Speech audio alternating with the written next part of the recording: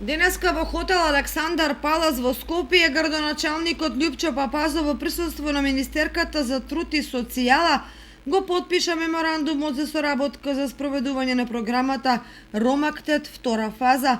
Во досегашниот период општина Кочани ги следеше сите препораки, учествуваше на сите планирани активности од национална контакт точка. Првично беше потпишан меморандум за соработка од прва фаза во 2018 година, во кој што период беа извршени неколку работни акции и проекти со грант подршка од програмата, бетонирање на околу 200 метри пристапен пат во ромската заедница, а со општинските средства беа бетонирани дополнителни 600 метри, со што локациите Колерски гробиште и Полацки пат се до 90% бетонирани.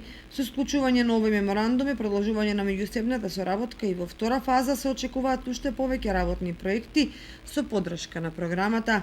Општина Кочани активно ќе се залага за брзо институционално решавање на сите евидентирани проблеми во заедницата, а воедно и максимална поддршка кон граѓанските интереси.